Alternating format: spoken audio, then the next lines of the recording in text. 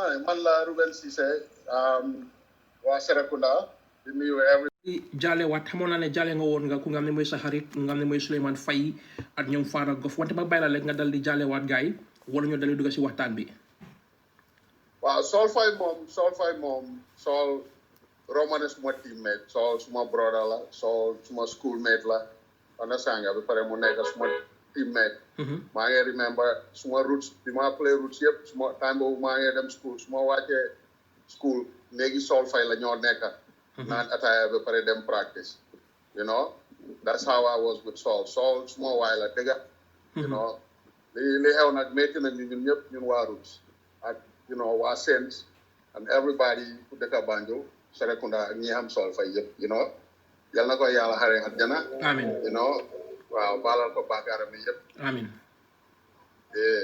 Fara Gough moom you know ndeysaan Fara Gough pretty much mooy woon suñ papa suma Saints yëpp maa ngi remember this was I think 3 years ago right before mu gaañu dañ amoon Saints reunion Atlanta ñu play ñun ñoo Saints versus like the rest of the schools predominantly Muslim high school so they end up winning that game so Baye Male daf ko seeti woon Ireland time boobu so Baye wax ko message bi ne ko dañ lose Fara Gough took it upon himself daf ma call even though mënu ta na wax bu baax sa time boobu mu ngi feebar be bilaay waaye daf ma call the first thing lu génnee si gémmiñam mooy lan ngeen doon def rek da ngeen lose game boobu ba pare make leen show ne the next year you win that game Fara Gough noonu la meloon Fara Gough bëggut lose looloo tax nga gis moom bi moo nekk Saints at book show play anything loo xam ne nii you know wala jàngala wala sport la amul kenn ku ñu ko daax a Gambia so he did whatever he had to do xam nga dafa dem si yeneen school si sa recruit athletes indi leen Saints understand nga develop seen academic career you know so loolu yëpp def na ko so he was pretty much you know Fara Gough mooy one the best gift bu Gambia mënoon a am right before mu dem Fara Gough moo daan sponsor national team seen jazz yi Fara Gough moo leen ko daan jox you know so he did a lot for Gambia waaye moom tam yal na ko yàlla xaree àjjana amin you know baalal ko bàkkaaram yi yëpp amin ak suñ papa Fisco ndeysaan bi ma jógee route bi route passé man maa Badou Samba la bëggoon ñu gars yi ñu dem wàlli daan you know so ñëw na seet time boobu maa ngi liggéey BICI ñëw na seet si ma ñaari yoon on 2 occasions xam pour ma start practice waaye you know I was kind of twist and turn tactics yooyu la afaroon jaay because I was not like I didn't really want to play for Walidan you know waaye ci diggante boobu noonu rek you know something came up suma uncle yi call ma ñoom James Gomez current minister bi ñoom Omar Sy yal na ko yàlla xar ya aljana moom moo suma maire bi ñoo bokkoon classe collège understand so ñoo ma call convince ma pour ma dem house including suma uncle Keba Daya some so noonu laa end of the house waaye maa ngi leen a ñaanal ñoom ñëpp yàlla xaree leen àjjana suuf seeda seen kaw amin wante kan mooy Reuben fan lam jógee fan lam dëkkoon fan lam dooroon primary school football waaw man waa Serekunda la Serekunda diggante Town ak Serekunda itself man kind of man si border bi right gannaaw Serekunda school foofu laa yaroo maa ngi dem Kanifing primary school suma schooling yëpp fa laa ko def jógee fa dem Saints jógee Saints start liggéey BICI play football and all that so suma football career pretty much mu ngi started Kanifing primary yeah naka lam dooree woon ñan ñi mooy woon sa teammate si woon foofu Kanifing primary school wow that was a long time ago Kanifing primary actually as far as football is concerned kenn koo xam ne du ma ko fàtte mooy Mawya Dean xaw ma ndax xam nga Mawya Dean déedéet xaw ma ko Mawya Dean he was one of the prolific players in Walidan played for a short spell after mu ñëw America ñoom ñoo nekkoon boy freezing si you know what I'm saying waaye Mawya primary school am mu ngi ko defee Kanifing briefly because mu ngi dëkkoon Kër TV phone benn paa bu gaañu taay rek mu ngi dëkk ak Keraba Avenue. Foofu la dëkkoon so ñun ñoo def suñu primary school and a whole lot of other guys ñoom Alfred Mendy Alfred Mendy he was one of the founders of Guy gi ñun ñoo doon play Guy gi nawet as junior nawetaan so and a lot of other guys yoo xam ne fi mu nekk nii mënuma leen a remember because it's been so long. wax nga dem nga Kanifing primary school wante ne tam naka la woon fili elke bi meloon ak Serekunda primary school seen fili na tam ñaari fil so itam amoon nga fa jamono. waaw Serekunda school moom mooy woon suma home ground Serekunda school moom suma life yëpp fa laa ko def Kanifing school play naa fa after dañ fa daan playantu ay warga yi am nga after ma génnee Kanifing school but Serekunda school pretty much foofu laa mun a ne foofu laa grow up because I was just right across the street from Serekunda school so suma time yi xale yëpp time yi play gannaaw post time yi play agriculture ba qualify pour mun a play si field bi I did all that. wante boo ñëwee Sense tam lan mooy xewoon Sense ak loo win tam before Pirate ba ngaa ñëw Sense boo play woon Serekunda school wala Kanifing ba nga ñëw Sense. waaw Sense moom bi ma ko fa ñëwee man I was man all my life ba bi ma fa naa suma form 4 go form 5 laa door a xaw a am high tuuti dama musoon a gàttal ba pare dam nga tuuti woon so man bi ma nekkee Sense yëpp junior team bi laa doon play ba suma 4th year in high school around time boobu laa door di play si senior team so dañ daan play ko time boobu Sense moom kenn bi ñu daan win pretty much so Muslim High léegi once in a while gaa jox ñu a tough time or Nusrat waaye when it comes down to it amul benn team bu ñu daan sonal time boobu ñu bari la yéene di ngeen dal di jalos parce que ne seen jamono woon social media amutoon ay YouTube ñu bari xamul woon ban type of play la nga woon ban style of play la doon dal di am mun nga ñëw wax loolu rek comme ni sa rôle boo dal di amoon sa nickname sa qualities tam. waaw man I was kind of all rounder because man for na position yi yëpp mus naa leen a play except goalie. Goalie moom dama daan caaxaanantu nii rek léegi suma boy si ñoo play warga ma play goalie waaye when it comes to play football dégga man pretty much play naa half back play naa midfield play naa strike naa I did all that sweep naa pour Kansala couple of games so I was pretty much an all rounder waaye predominantly midfield ak strike laa daan def mostly. nawetaan tam na amoon nga some spell si nawetaan at ba nga ñëw zonals parce que ne Serekunda East ñooma West rival leen mën na am jamono boobu tam ñoom ñëpp ñoo dal di bokkoon benn Serekunda la woon so ñuy dal di player Bakaw ñuy player Birkama ñuy player Banjul. waaw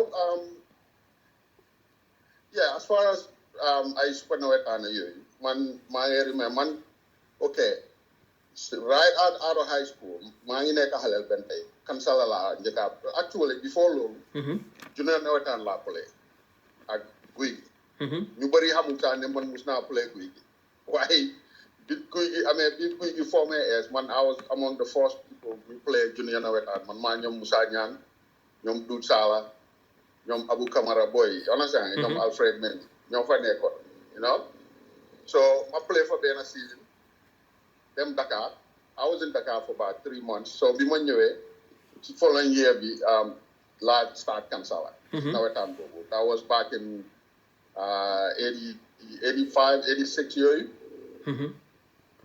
so bi ma ñëwee I was like the youngest guy in the team because ñi fa nekkoon ñëpp man time bi maa nekk xale maa ngi leen a seetaan bi dee play ñoom Malick bi tey garanti xam naa bus ngaa dégg turam waaw ñoom Palay bi ñoom Ibu Ndiaye mooy woon suñu capitaine moom after dafa plénarial wala sanga ñoom Sakho goalkeeper Sakho so ñoom Ataaya boo jàng ñoo fa nekkoon dem si yàlla si yàlla na ko yàlla xareyaat amiin wala sanga so ñoo fa nekkoon so man bi ma ñëwee gars yi pretty much def ma seen rakka wala sanga so maa ngi fàttaliku suñu first meeting buñ am right before nawetaan bi So guys unanimously decide na man maa war a nekk captain ni team bi. Understand nga? So Ibu Njie moo recommend loolu sax moom mi woon captain bi moo recommend loolu ne fi mu nekk ni moom dina ma jox pour man ma nekk captain. So everybody agreed.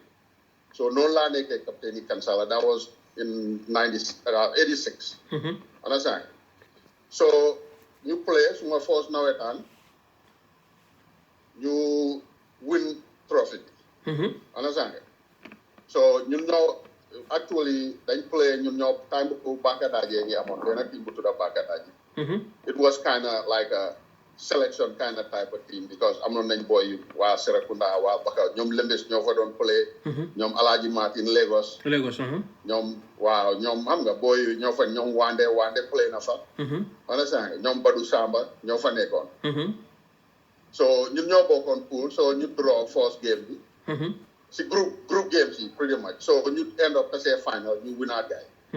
Understand? So ñu win trophy boobu ba pare ñu represent Serekunda time boobu just like you said Serekunda yëpp benn la woon. So ñu dem that was the first super nawetaan bu am in Gambia. Understand? Time boobu zonals amul. Super nawetaan moo amoon. You understand? Wow. So ñun ñu dem Juventus from Banjul ñoom ñoo winoon from Banjul. You understand? Time boobu Serekunda Banjul la woon rek. So Juventus time boobu yaa ngi am ñoom Moses Sarr ñoom Funa ñoom Pa Aliou moom tam ndeysaan dafa gaañu you know. ñooñu ñoo fa nekkoon. You understand? Team yi qualify la woon xaw ma na xam nga qualify. Déedéet.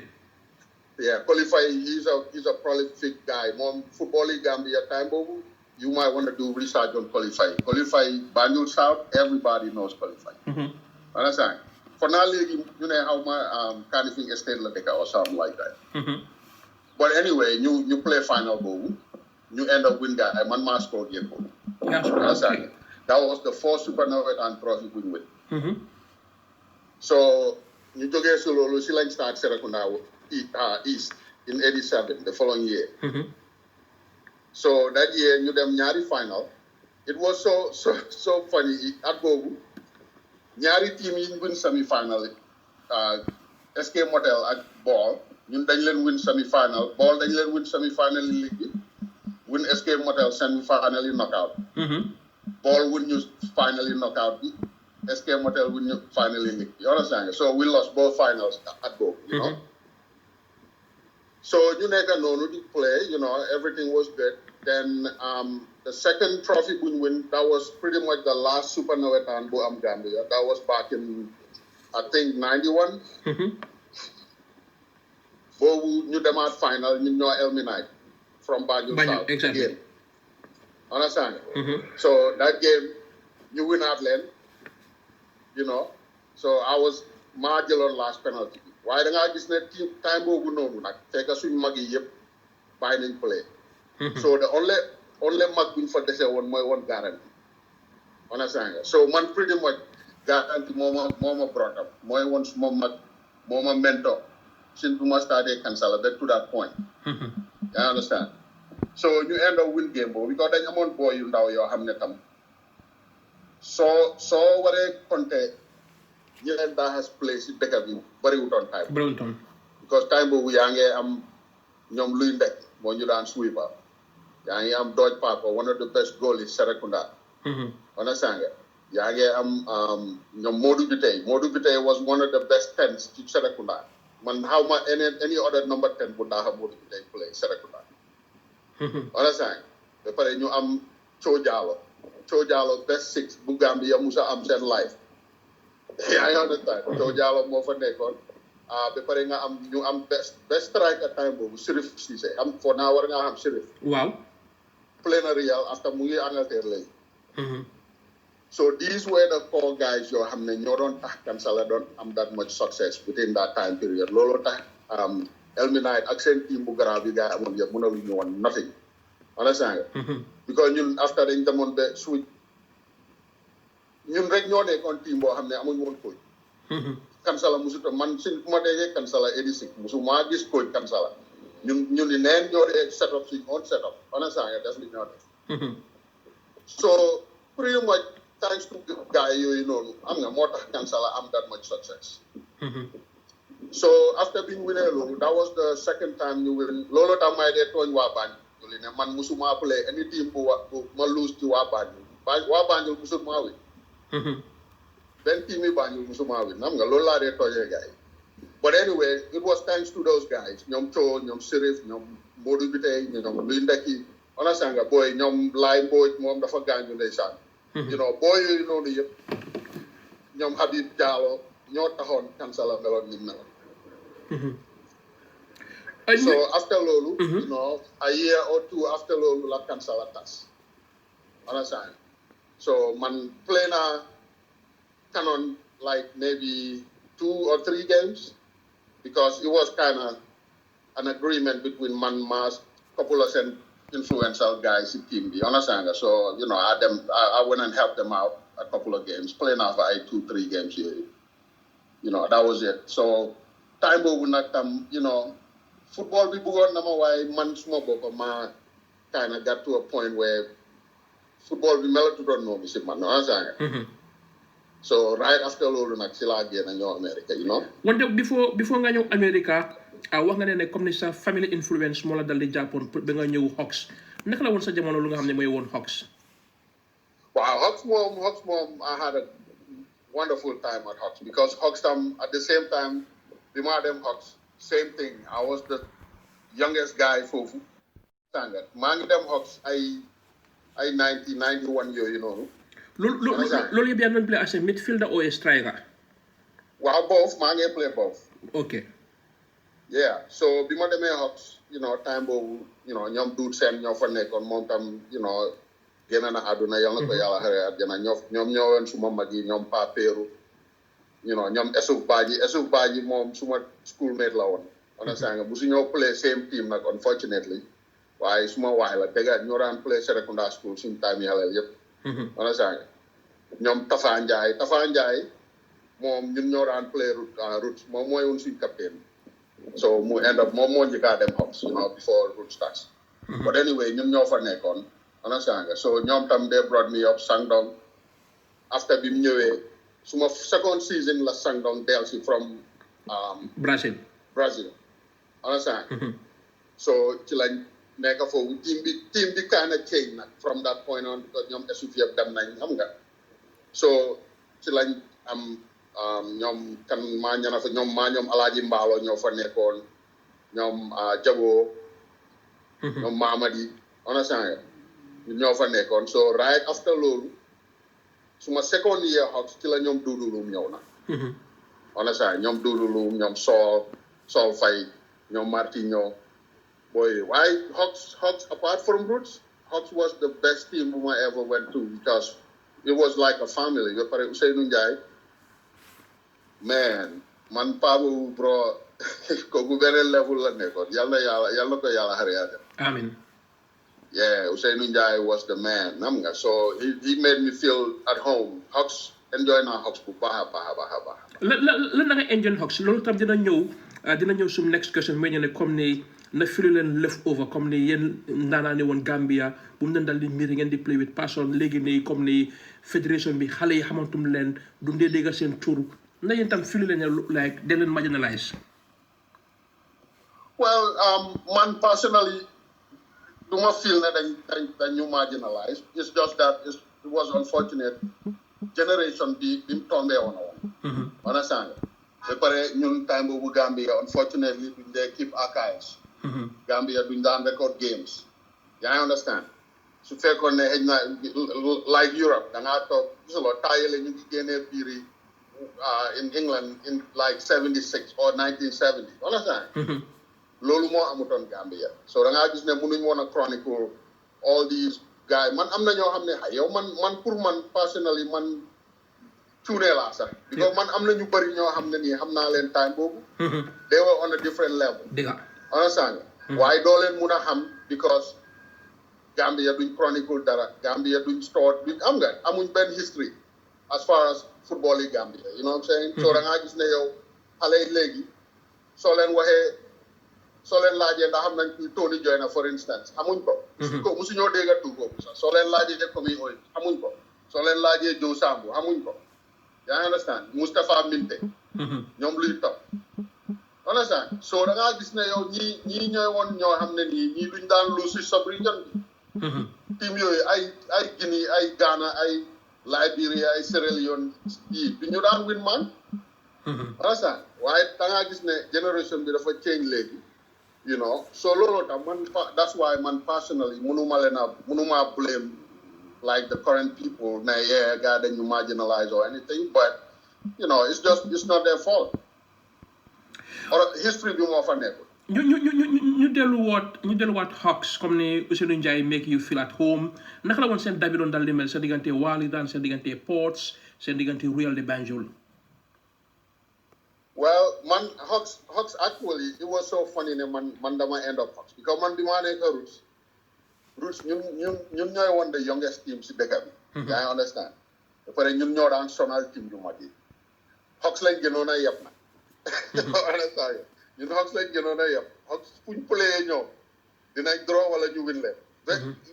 Very seldom guy win. Understand? So dañ leen daan sonal ba pare dañ daan xuloo guy yi yëpp rek booy time boobu, you know, yaa ngi nekkandoo ñaaka yar, understand? Respect loolu sax mag yi and all that. So dañ daan xuloo guy yi a whole lot. You know, guy dañoo dem am games ak ay young African sax ñu ñëw ut leen ay. Understand? Why?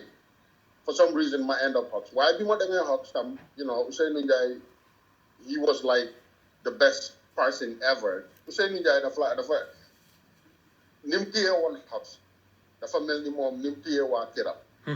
noonu la jàppee woon Hawks. Understand nga nekkul ne ok lii suma team la rek non Ousaino Njie léegi dañoo am meeting sax këram lañ koo defee. Understand? Anything loo soxla nga dem si Ousaino Njie doo amut ne demal nga ñëwaat wala ñëwaat ëllëg ñëwaat gannaaw ëllëg non loo soxla. Understand? waaye moom dafa nekkoon tam an individual boo xam ne loolu taxoon ma am utmost respect for moom because moom ni mu daan doxalee mooy xam nga am na team yu bëri dañoo ñëw ok xëy na owner team bi ou manager bi di pompe xaalis si players yi pour entice leen ñu des ci team bi yaa ngi understand. Waaw. Ousaino Njie musut a opératé noonu.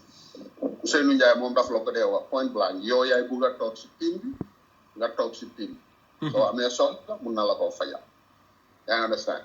So that was the difference between Hawks and a lot of teams back then. So lolo taxon ma respect ko pare man you know I felt at home because man tam suma di ma play time bobu Gambia tam mam nga so he play don't expect for thousands of dollars wala millions of dollars because time bobu ñun da nga dem training sa $5 nga am a day. Yeah, I understand. So $5 bobu nga passé ñibi da pare war sé passé election pour dem practice. You know what I mean? So we did all that. Man am na time yoo xam ne dama war a dem practice Gambia High dama daan daw from Serekunda ba Banjul. You know dama ko daan def at least once or twice a week. You know so loolu yëpp personal sacrifice la woon rek bugg a football. Dama ko jaral. Naka la woon seen dam bi doon dal di mel seen diggante Real de Banjul Walidan Ports biir KG5. No daf daan métti Ports unfortunately man Ports musuma play against ñoom. Man time bi ma play for now that was the end of Ports. Time boobu la ay masters start ak yooyu noonu understand nga Ports for now actually man bi ma play Roots ci la play a Ports not bi ma play Hawks. Bi ma play Roots moom play na games against Ports ak team yooyu noonu di ay Starlight ak yooyu noonu understand waaye bi ma play Hawks remember any game we play at Ports. Masose was around why at Real more play nañoo Real play nañ benn game bu métti sax benn either semi-final or finals. That was time boobu la Bakam be du door di fay understand. Wow. Yeah, because man ba xam naa ko suma waay la why how moo ne ba because ñu ngi gëjoon a gisee man tam how moo ne ba develop na so fast. Understand? Because tey mu ngi si ron kii Babakan. Exactly. Mu ngi woon si ron Babakan man maa ngi woon out east so man du ma daan seetaani game ci west. Understand? Man since bi east bi dooree musuma seetaan benn game sax si west. Understand? So man I didn't know. Why am I this bar? I'm gonna start out here. I'm gonna oh shit. So we end up for now guy knew it. Either 2-0 or something like that. Why mom he was one of the goal scorers in that game. You know? So games yooyu moom daf daan nekk kind of daan ñun suñ game ñun ñoo waali daan to maaye faade la benn time ñoo waali daan this was bi ma play route ñoo waali daan semi final la woon we played 120 minutes ba pare kick ay 12-13 penalties so façon ni derby yooyu lañ daan play waaye man bi ma nekk Hawks tam derbies were there between Hawks waali daan Real mostly Walid and Real, but I'm gonna make it, So that's done interesting because preparation become, we go no yet mom that's done make a benen affair. So you worried I'm Walid and Real?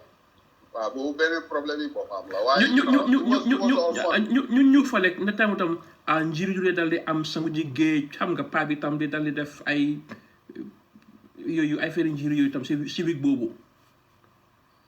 No, wax dëgg yàlla nag man suma carrière Hawks yëpp musuma gis at any time xaw ma nag ndax xëy na gars dañoo def li ñoo def from away from the players or anything like that waaye man suma boppa musuma tombe anywhere fuñ riibo diwu sangu whatever musuma ko gis nawetaan moom boobu beneen affaire la waaye as far as divisional man musuma gis loolu moo lifi like comme ni ban game da nga play mu nga xam ne waaw yow sa sabab sa nga ne waaw ñu la ñëw seetal ñu ne waaw wala ban goal na nga score tam nga xam ne like is your all time favorite tam waaye ma xool shit score naa goal yu bëri nag waaye am na I guess it might qualify for my favorite goal but this was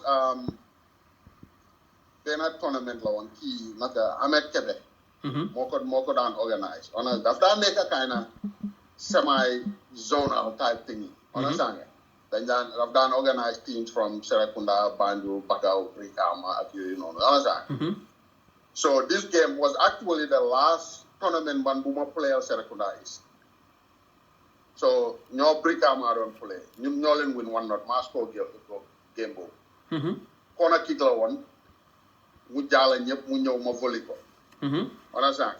Yeah, must score goal. That was the last game for more players Serekunda is. I think that would have been my favorite goal. Apart from Bobu,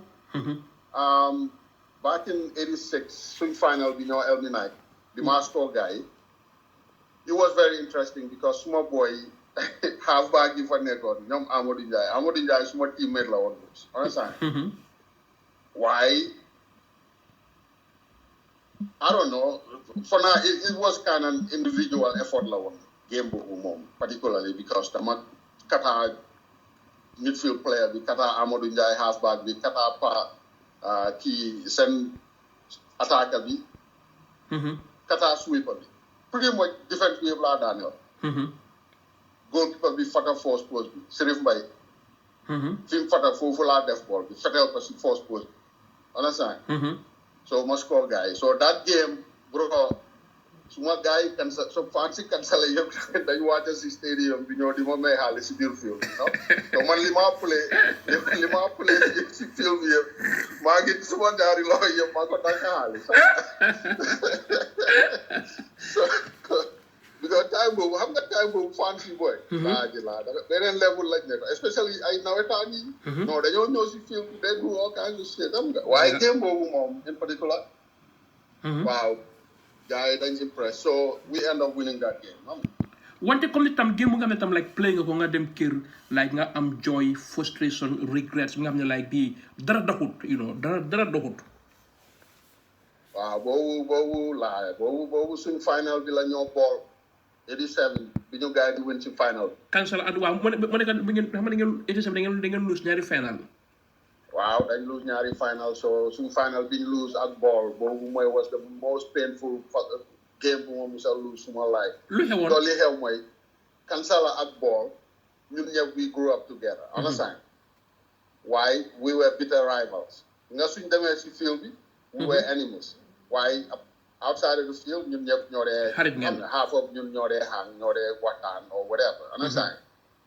waaye da ngaa gis ne rivalry bu maga fa nekkoon ba pare ñun ñëpp ñoo daan train Serekunda school yaa understand so bi ñoo play final bi hype bi dafa bëri woon si dëkk bi because Serekunda yaa ngi xaajoon into two yaa understand half yi Serekunda ball lañ beneen half bi Kansal so that was the game boo xam ne dama ko lose mu naxari ma trop yeah mu naxari ba pare because li xew mooy dañ am ñun ñoo njëkk a am dañ am penalty si game boobu understand nga ñu lose ko so gars end up win ñu 1-0 1-0 or 2-1 yu demee noonu daal understand so that was the most painful game bu ma musa lose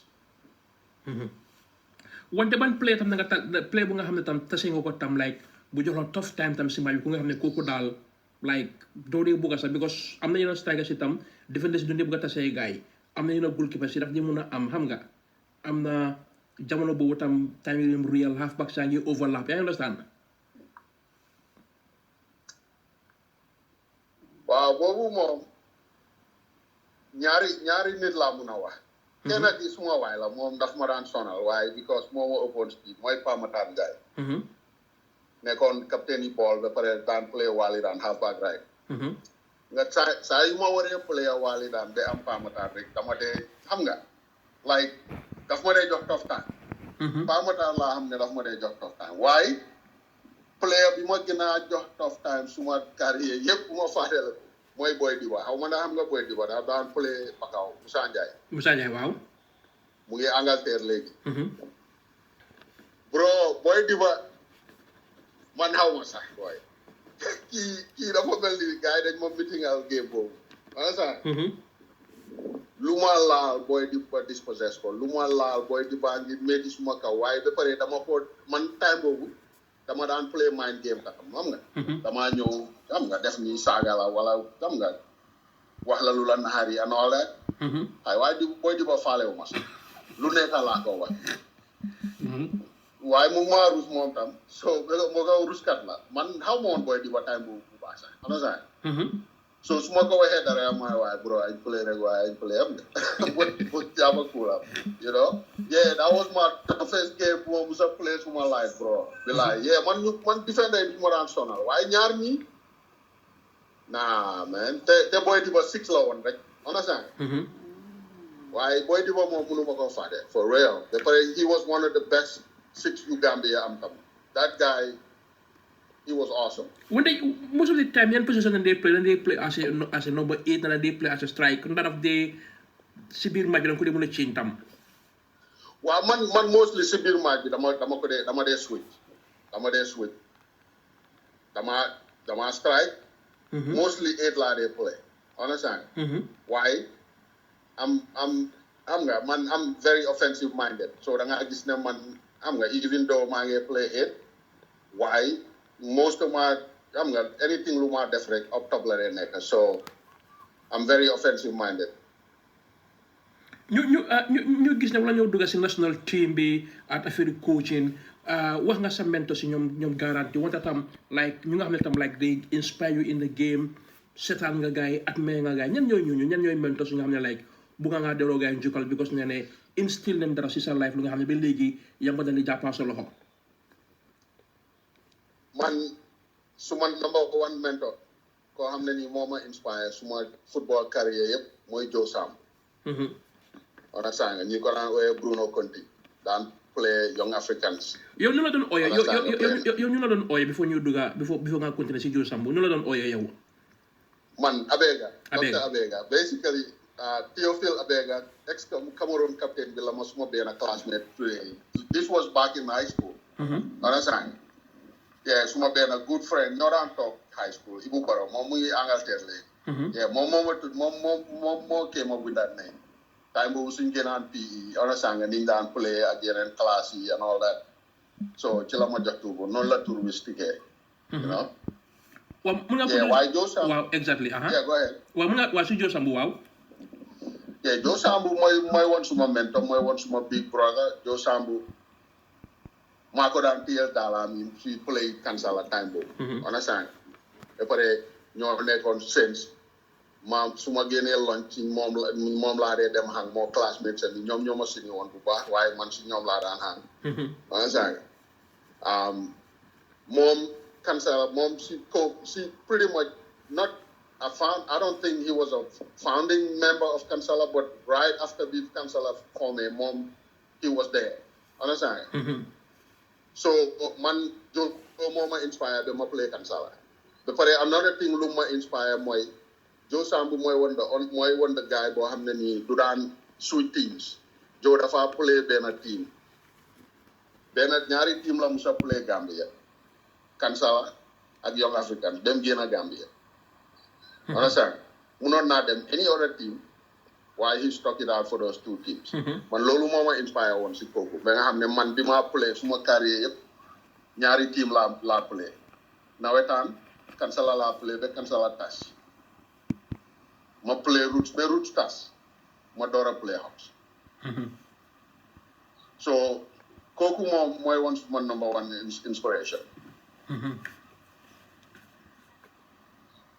wax nga lay top wante Sam Top tam mu ngi nekkoon si seen coach si tam si biir time roots Top suñ big brother la Sam Top beneen level la nekk Sam Top daf ñu daan dimbale roots waa digga moom mooy woon coach yi Young Africa Augustine waaw comme ni su ngoon ni daf dee mën a jël si ñaari three teams yëpp ngeen daw am fitness after ngeen dellu waaw exactly because ñun ñëpp ñoo daan train same field waaw sense understand so you know we kind of fed from each other ñoom am nga di ñëw train because time boobu Augustinians ni ñu daan trainer ñun route sax duñu daan trainer noonu mooy ñii dañ daan daw comme ñu nekk si army understand Sam Top was a no nonsense coach one of the best Gambia musa am apart you know ñi si des ñu maa mun a identify mooy one of them mooy Bill Badji xam nga mën a fàttaliku nga Bill Badji waaw Bill Badji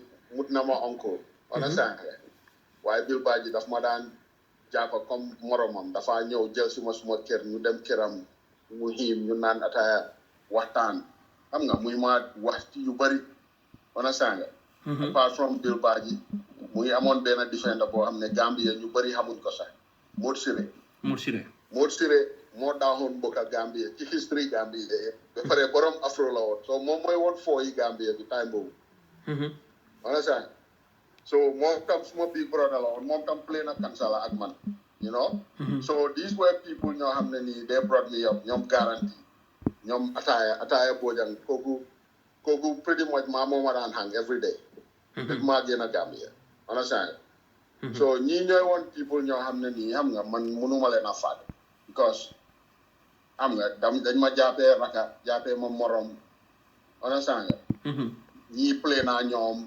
Bill play naa against moom mu ngi play a ball understand nga ñoom Lamine Owens Lamine suma laaji la Lamine suma waay la ñoom Lamine Owens understand nga so ñooñu along the way after bi Joe Sambou génnee Gambia because Joe dafa teel a génn moom mu ngi génn Gambia ay 85 years no they grill man ñooñu ñoo ma mentor you know what I'm saying so man dama nekkoon xale boo xam dama teel a play so da ngaa gis ne man suma football career yëpp suma mag yi laa daan hangal pretty much understand nga when it comes to football du ma daan hanga suma morom yi ñuy ma dinaa am nga suma morom yi moom social yi ñun ñooy hang or whatever waaye when it comes to football moom suma mag yi rek laa daan hangal ñoom Assane Koudiaby ndam si yàlla si ñoom Assane Koudiaby ñoom Bill Badji ñoom Lamine Owens ñoom Modou Siré xam nga ñooñu ñoo ma brought up pretty much wante ñu dem si national team bi lan am nga fa tuuti spell tam sa jamono waaw yeah man suma first national team call up actually before loolu dafa amoon benn time boo xam ne nii national team amutoon understand because dañ amoon benn game ñoo Guinée waaw Guinea in Gambia Guinea door ñu 2-0 understand so it was a lot of controversy so ñu disband association bi national team bi amul for about a year or two time boobu muy tombé time confederation or right after Confederation. Why around that time, la woon understand. So liñ daan def mooy every year dañ daan play lu gaa daan ooye Confederal Trophy. Understand. So dañoo def nawetaan selection Gambia. So dañ dee am ñaari team A bi moo dee des Gambia. Team B bi moo dee dem Sénégal. mu dem Sénégal. play fa ak benn team so beneen team Sénégal mooy ñëw Gambia. Understand. waaw. So maa ngi remember ñun suñu team bi man maa ngi woon si team bi nekkoon Banjul. So Ansumana Tangara mooy woon suñu coach time boobu. waaw. biir yi moom mooy woon coach yi team bi dem Dakar. You understand. So noonu lañ starté. So time boobu man ñi ma fa nekkaloon mooy ñoom Bonu Johnson Bonu du ñoo bokkoon nekk sax suñu campagne ñoo daan bokk nekk. Bonu Johnson ñoom Dini Boy Chaku Njie mu ngi fa woon. Alassane Trin mu ngi fa woon. Assane Camara xaw ma ndax xam nga ko mu ngi daan play Bohol 9 o Suluko team boobu noonu Bunu. Foofu la daan play. ñun ñoo nekkoon si team bi nekkoon Gambia. Understand? Yeah. So bi Sénégalais yi ñëwee this was back in I want to say ay 89 90 yooyu. It's been a while so mënuma am date si to the team but it was around that time. So ñu win game boobu. So everybody was happy about it. Understand? So gaa ngi xaaj team bi so after loolu ñu am couple of teams yoo xam ne ñu ngi amoon nañ benn team bu jógee Angleterre for now if I'm not mistaken Birmingham Blackpool or whatever one of those teams daal time boobu gars yi ñëw ñun ñoo win gars yi ñu doon leen 3-0 I was one of the goal scorers for now ma score second goal bi or third goal or whatever but ñun ñoo win gars yi 3-0 so am nga team boobu gars yi doon xalaat pour maintain ko as the national team because time boobu national team amutoon. You understand? Wow. So after loolu ci diggante bi nag confederation bi yaaxu. You understand? So team boobu amatul. Waaye then ci lañ indi la loco. That was around I want to say ay 91 yooyu. 1991 yooyu. So la loco benn coach from Nigeria mu ñëw. So bi moo set up team bi. Gars yi am test match ak Serekunda East selection. Understand? So maa ngi doon play ak Serekunda East selection ñu dem play ak gars yi si stadium. It was a good game. Waaye dama njibi si following day bi benn koto Unda Ñang moom si officer Serekunda West yi la woon. Mu ñëw suma kër. Understand? Benn bëccëg mu ne ma ne laa la ko ne dafa bëgg nga start training tey ma ne ko what mu ne ma yee. So noonu laa du fi ne rek jël suma bagage yi rek ñu dem stadium so noonu laa dooree si national team bi ñu play dem Mauritanie qualifying rounds jógee foofu ñëw after ñu play ECOWAS tournament bi Gambia understand so after loolu suma spell in Hawks time boobu laa dem Hawks understand so then suma other call up bi was back in 92. This was mooy bi Gambia demee zone 2 Sierra Leone bi ñoo win Ghana noonu 3-2. waaw maa ngi woon si team boobu understand nga. time boobu man la ñoom Boy Diba George Loba Oga Amar Jato Cissé Doudou Loum Sol Paring. Jesuma ak ñoom Tamsir. waaw ñoom there you go ñoom Baye Omar ñoom Coo Jallow so exactly ñun ñoo fa nekkoon understand nga waaye man tam time boobu unfortunately football baa ngi door di génn suma système I don't know for some reason maybe dama naafse woon or some shit I don't know understand so ma dem practice dem nañ training ba mu des for na 2 weeks before ñu dem Sierra Leone benn dee laa dem training rek maa paring ñoo fa huloo sax understand so man after game boobu rek ma ne fuck it man doylu naa si play so man dama dem kër jël suma kit si yëpp mais noonu laa bàyyee play so ma bàyyi play ba following year bi or 2 si laa génn Gambia mbokk yi ba léegi-léeg ku ngeen nekk di daal di déglu mooy ku nga xam ne mooy Reuben Ceesay daal di amoon very interesting career bu dal di play woon fi nga xam ne mooy Kansala dal di play woon fi nga xam ne mooy Gough daanaka noonu tam fu nga xam ne mooy Roots wante ne tam bu dal di mujjee tam fu nga xam ne tam mooy fu nga xam ne mooy Hawks football club ñu ngi ko dal di sant si lu nga xam ne tam mooy time am wane tam ñu dal di def dara la ñu dal di dugg tam si lu nga xam ne mooy mujjantali xaaji lu nga xam ne mooy programme bi nga xam ne ñu ngi ko dal di teg ñu ngi ko dal di jegleel pour di dal di saagal sum lu nga xam ne mooy sum ndaanaan moom sax wax na ko ne sax moom du dal di nekk ndaanaan moom sax nekkul ndaanaan parce que ne jamono bu mu doon dal di play am na ñu nga xam ne ñu ko doon dal di aay am na ñi nga xam ne woon ñu ngi dal di nekk noo doon level kon ñu nga xam ne ñoo si dal di génn àdduna ñu ngi dal di ñaanal gaay tam suuf si la seen kaw ñun ñu nga xam ne ñoo fi dal di des tam ma ne naa dal di ñaanal tam yàlla may leen fan bu gudda at lu nga xam ne mooy mucc bu rafet gën a tam yaa doon jéem a involve si nawetaan coaching wala Serekunda East seen zonal team bi tam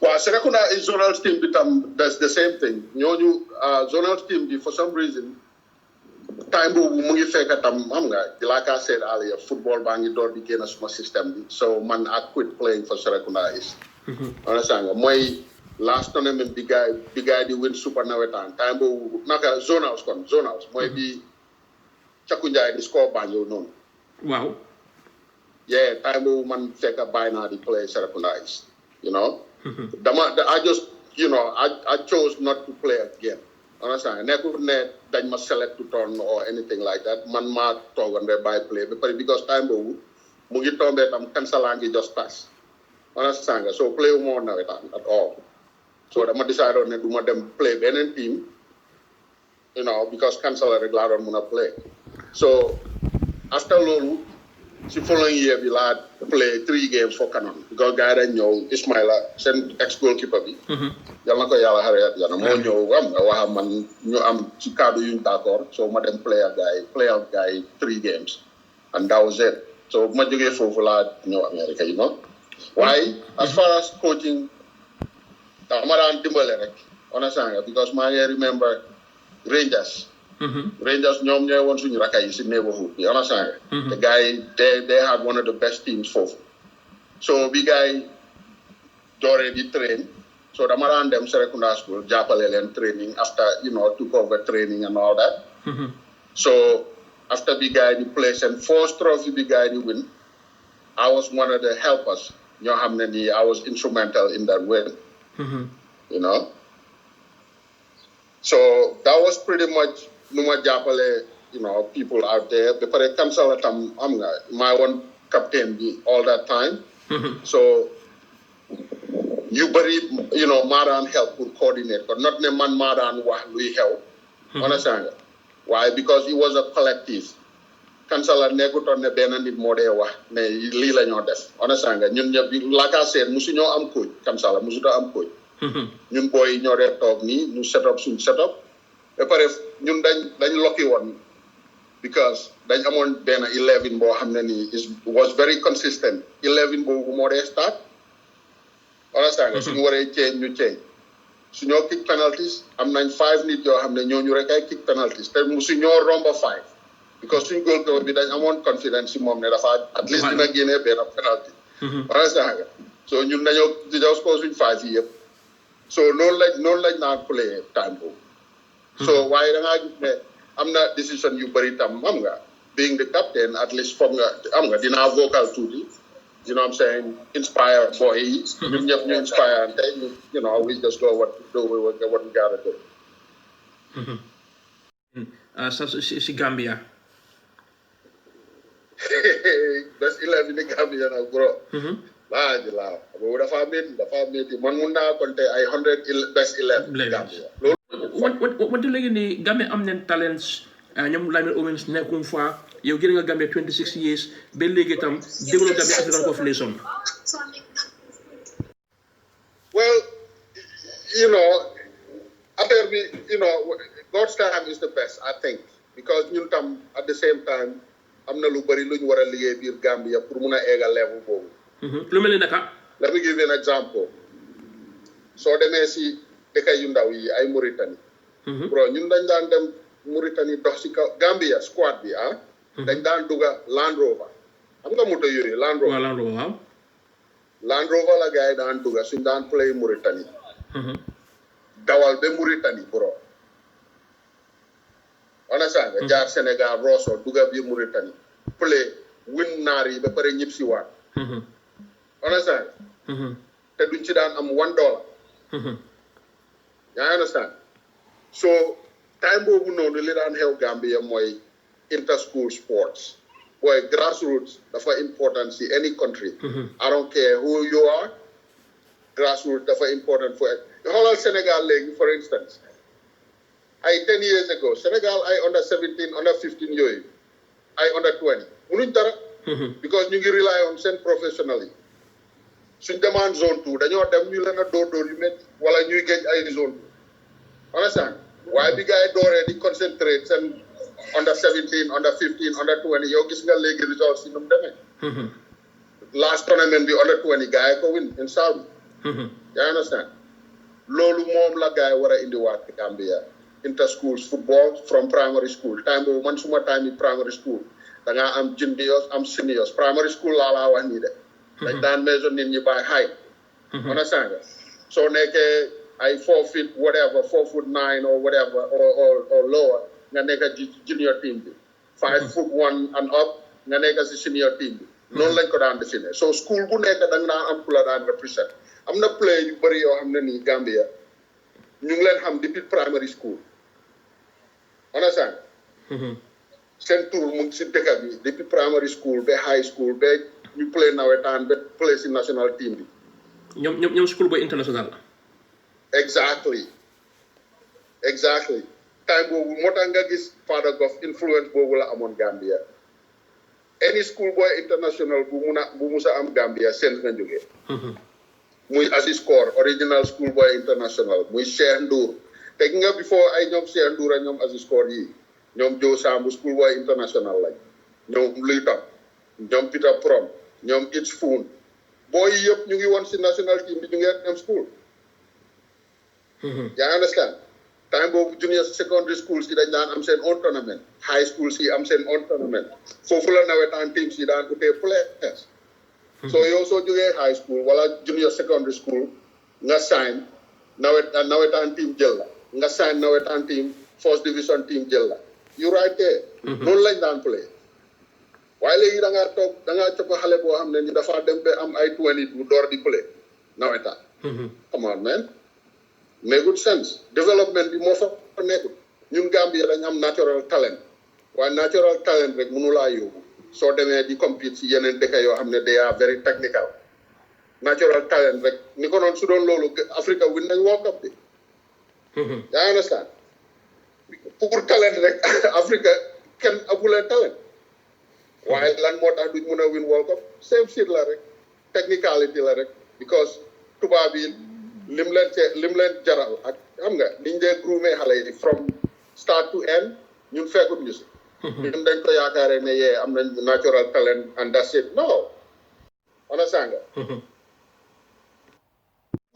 man moom mën a ñaanal football yi Gambia rek mu gën a dem kanam fi mu nekk nii we close to almost qualifying at least for the first time Cup of Nations I hope ne dinañ qualify understand because man I'm not trust in these guys mun nañ ko they just have to stick it out understand nga man moom am a number 1 Scorpion fan win or lose man dama leen a support to the end because man I know how it feels bro ñun dañ daan play them camp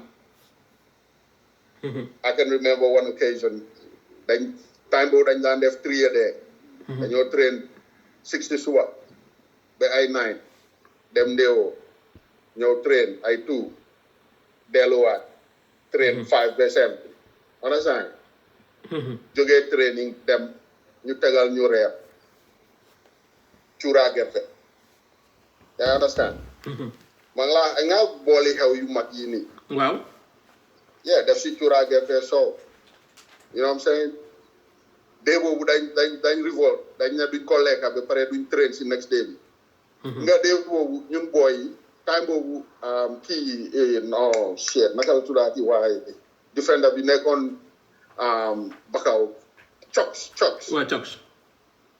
Choks time boobu moom dafa nekk ab booy yu teel a sëy yooyu noonu understand so kër Choks lañ daan dem man maay mooma ñoom George Loba ñun ñoo daan dem kër Cox fa lañ daan reer yi jee si jawaram dañoo dem jawaram tooga defar yexal ñu reer ñu Cox ñu delluwaat stadium ala saa so yooyu noonu yëpp ñu ngi ko def laajal jooj loo ba loolu ay wala ngay dem ay ndéewoo ñu tegal la mburu bu gudda nii wala seen botam magarin nga xaw fàttaliku nga botam magarin sabab yooyu noonu yëloon yi tegal la pot yu bëri nga jël riib sa mburu fi ñi naan sa tii dem doy sa sol bro yow loolu mënuloo koo def nga win kenn yow seen waaye fi mu nekk nii at least affaire yi tane na am na fu ñoo camp ñu ngee camp si ay hotel ñu ngee def ñii di ngee def lale motivation kinda mu ngi fa waaye dafa des benn tey waaye man am optimistic ne gars yi dinañ qualify man am very hopeful